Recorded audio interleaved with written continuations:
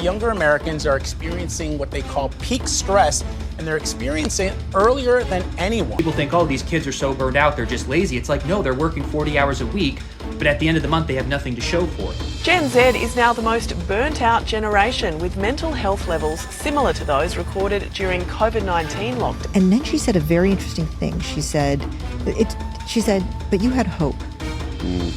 And I did have hope. We all did have hope. We believed that if you worked hard, you were rewarded for it. And used to travel along what was called the U-bend of happiness, with the most fulfillment felt in younger years and then in retirement. I can't stand it when people say, oh, Gen Z is so lazy, no one wants to work anymore. What is it with this generation? Bitch, I would work if I could fucking get a job. Because it really does start to feel like it's taken over your life. Wake up, go to work, come home, shovel some food down your gob, and then do it all over. アメリカでは今、若者の燃え尽き症候群が深刻な社会問題になっています。週40時間働いても手元にお金が残らず、それでも怠け者と批判される、そんな現実が若者から希望を奪っています。かつては頑張れば報われるという信念がこの国を支えていましたが、今その信念は崩壊しつつあります。アメリカの若者たちが何を感じ、何を叫んでいるのか見ていきましょう。Younger Americans are experiencing what they call peak stress, and they're experiencing it earlier than anyone. A survey of 2,000 adults found most people burn out at around 42 years old. But for Gen Z and millennial adults, now the ages 18 to 44, the highest point of their stress happens much younger, at 25 years old. Wow. So when they were asked what's causing their burnout, most people said finances, followed by politics, work, and their physical health. 7 out of 10 agree that it'll only get more challenging to be an adult within the next 10 years. People think, oh, these kids are so burned out, they're just lazy. It's like, no, they're working 40 hours a week, but at the end of the month, they have nothing to show for it. So if you're not making any progress and you look back 5 years and go, damn, I made $300,000 in the last 5 years, or I made $400,000 in the last 5 years, and I have nothing. If anything, I have $25,000 in debt. That's going to create burnout because you feel like you just put in 5 years of work and have nothing to show for it. And we still have people blaming them that, well, the reason you're broke is because of the coffee. It's like, no, it's the 25% inflation that we've faced that just destroyed people's spending power. It's the 30% increase in rent prices where people are spending 40% of their money on rent. You're still being taxed 20, 25, 30%. People just don't have any money. People aren't having kids. They're not being able to start families. People are struggling financially, fighting financially. Relationships are suffering. This is all decline in living standards. You realize millennials with degrees are living with roommates into their 30s, not having kids? How do you have a Thanksgiving in a 900 square foot apartment? How do you have a dog and go play in the backyard and make memories with your kids? I was living in an apartment complex just 2.5 years ago. Tons of kids. They may do, but they're all playing on the cement floors in the hallway because they don't have a yard. Because houses are $400,000. Humans are good at adapting, but there's a fine line between adapting and being taken advantage of, and I think we're being taken advantage of. Gen Z is now the most burnt-out generation, with mental health levels similar to those recorded during COVID-19 lockdowns in late 2020. The latest TELUS Mental Health Barometer finding 13 to 28-year-olds are experiencing close to clinical levels of distress at work. Financial distress ranked as the #1 issue affecting Gen Z. Z thinks, yeah, I watched what happened to my parents' career. And I watched what happened to my older sister's career. And they worked very hard and they still got laid off. I was talking to a 25-year-old woman who does some freelance work for us the other day. And she said to me, can you please make an Instagram reel about burnout? My friends and I are just so burnt out. And I just looked at her, I said, you're 25? And I said, you're burnt out? She's just so burnt out. So I said, I don't want to sound like an oldster, but when I was your age, I worked 7 days a week, nonstop. And the word burnout never came into my mind. I love my work. This was what you did. You worked. We loved it. We all did it together. We would have worked more if we could have. And then she said a very interesting thing. She said, but you had hope.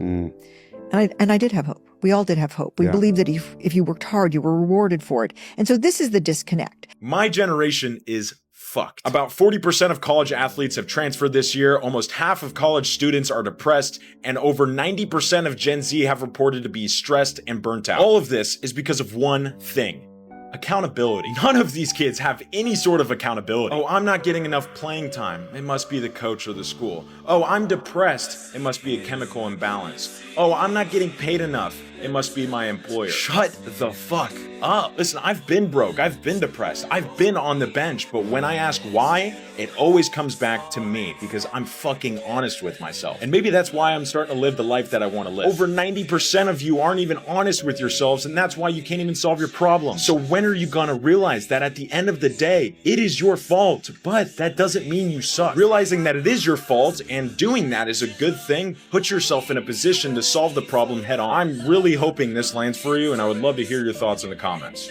You're welcome. Young people aren't just unhappy, they're despairing. That's according to new data, which has found younger generations are more likely to be miserable. We used to travel along what was called the U-bend of happiness, with the most fulfillment felt in younger years and then in retirement, while the middle-aged bracket was considered a dip, where the highest levels of misery were recorded.